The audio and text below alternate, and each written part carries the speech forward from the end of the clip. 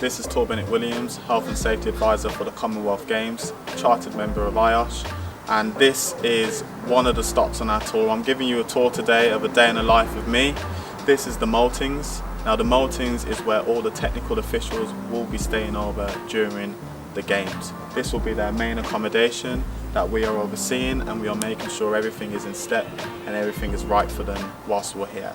This will involve a complete different range of methods, making sure the fire evacuation procedures are right, making sure they've got all the equipment that they need, as well as doing the risk assessments and the daily activities that they will be undergoing, from public transport to sort of drop-off zones, all sorts of different things. So this is just one of the very beginning areas that we'll be going on today.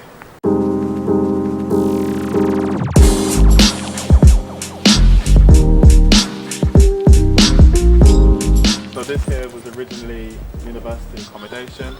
We then have taken over the leasehold part of the venue that we'll be looking after. So we'll be having, not only will we be having our tech officials, but we will also be having part of the Scottish team that will be staying here as well. So this area right now, this will be the breakout area where all of the technical officials will come into, and they will then get their lunch and their breakfast as well as their dinner.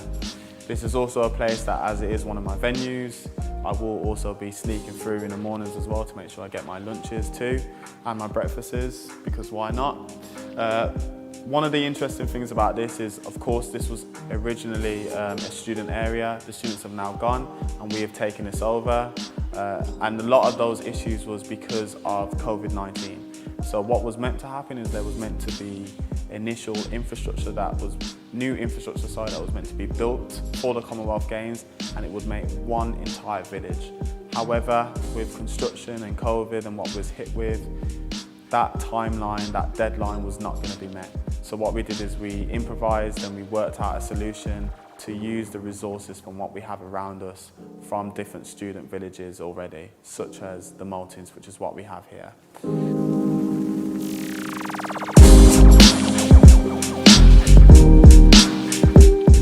So, as you can see here, the Maltings is just on the other side of the bridge. This bridge goes over the canal. Random fact that you might have heard, but Birmingham has more canals than Venice, which I think is quite cool, because no one would think about Brum as a romantic city. But I'm going off track. So one of the things is the technical officials need to get dropped off and picked up on a daily basis to go to the different venues. This bridge doesn't allow for a certain tonnage. It has a maximum capacity for buses and larger vehicles to safely go over. So one of the things that we've had to do is, initially at first was looking at maybe dropping people off down the bottom, but that may cause a problem if there's a lot of them in terms of pedestrians as well as vehicles. So then we've worked on different things, such as getting our smaller fleet vehicles across the bridge, or also our really smaller minibuses, to sort of combat how we can safely get a lot of people across, saving them from having to walk around.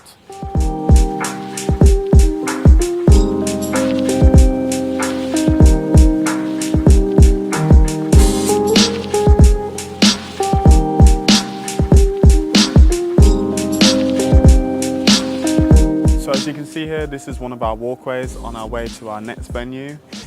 Spectator travel here makes up over 50% of carbon emissions here at the Commonwealth Games, and it's because of that reason why we aim to be the most sustainable Games ever. What we've done is we've issued out free travel during Games time for spectators and for staff members on key routes for public transport. We've also situated areas of every venue so that it's within walking distance where possible, to increase and really promote people walking safely so that they can get from each venue on a safe manner. That's my colleague right there, Paul Klukas. Paul looks after, well, he oversees the greenfield sites. I'm right to say that, yeah? You do oversee the greenfield sites. The greenfield sites are all of the different. In fact, do you want to explain yourself? So I'm not talking for you. I'm not talking for you. Kind of look after the greenfields, a particular 4 of those sites, which is obviously the areas where there's no existing buildings. It's just literally as it sounds, a greenfield. So we're making a venue out of the ground, if you like, and we've got places like Sutton Park for the triathlon, Wolves, which is the time trial, Warwick is the road race, and the other one's Cannock up in Cannock Chase. and again that's using existing trails to an extent, but building on that, some legacy for the people in the local area there. So that's the mountain biking side of things. So yeah, I've been looking after those and bringing them ready for games time. So this is the Uniform and Accreditation Centre. It's the area where everybody here comes onto venue. No matter where they are, where they're going, they have to come here first to collect their uniform and accreditation. The uniform is what you can see where I'm wearing, and the accreditation is their ID passes that will allow them to get access onto different sites and different entry points. It is probably one of, if not the most crucial areas, and this for me is actually the first venue that I was involved in when I came here. Before, there was none of the branding, none of this was here. It was just a previous area that was used again for students in a university space. So I've had to be here at the beginning, see the overlay of the building, the construction, the risk assessments, Legionellas assessments, and really just work on making sure that this venue was fit for purpose so that we can have as many people here and so that we can have as many people leaving, which really sums up the area. We're here in the UAC, the Uniform Accreditation Centre. You are a member of the UAC and you've been working here for a while, so do you want to just introduce yourself and talk us through the process? Yep, so I'm Vicky, I'm from the operations team. So we have been in the UAC from about mid-June, early July, and what this basically is that we process as many workforce contractors, everyone that we can that is part of our paid staff team, and they can come here, collect their accreditations, get through, talk to our teams if they've got any questions, any problems, they get their pass, they get excited, and then they go up and they get their uniforms. So we're really here to kind of start that and then get them excited, get their passes so they can then go on to venue without any problems, hopefully. So I will have to say, because this area is so important, because everyone gets their accreditation, for security purposes, I am not able to show you the main area. Right now we're in the workforce breakout area, which is where everyone comes down to have a drink, have that time out, but I will not be able to show you the main accreditation area where everyone queues and then collects their accreditation for security purposes only. So with that being said, and unfortunately we're not able to see behind those doors of what's really happening, we're going to be moving on to our next venue, which is the fleet depot, where all the fleet vehicles come in, where their home base is before they go around to every single venue, dropping off clients or dropping off members of staff in a friendly and environmental friendly manner.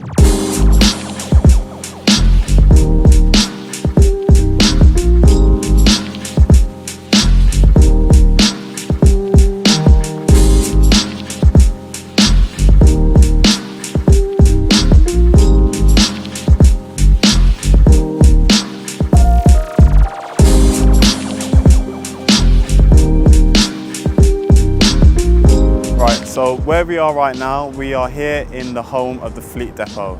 The fleet depot is, as you can guess, where all the fleet vehicles will be coming to as their main point of entry. As you can see, there's loads of vehicles around. They are all electrical vehicles, and in fact this area, including the whole depot, is the largest electrical charging point in Europe right now. So yeah, what will happen to be sustainable is all of the vehicles are electric, and these will be used to either pick up members of athletes if needed, Commonwealth Games associates, and also for staff members who need to get from A to B or get to any other venue. This part is crucial for us to becoming the most sustainable games ever. This also not is only a sustainability aspect, it is a safety aspect, and these are measures that we have to make sure are safe here in the fleet depot. But not only just for the fleet depot, it's for those that are taking people, so making sure the drivers are safe, making sure that the passengers are safe from good timing. Making sure the passengers are safe, and that can come down to small and basic things such as COVID-19. Making sure we've got those barriers in place, making sure every single fleet vehicle has sanitizers and they are following correct circumstances such as leaving windows down to leave for natural ventilation.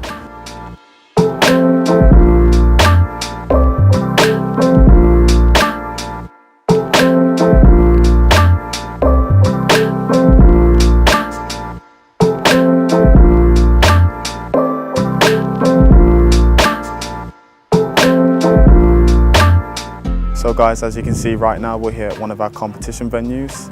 This is something, we've gone through all the different stages of what really makes up the Commonwealth Games, but right here, right now, this is the glamorous side of things. This is where everything will be happening.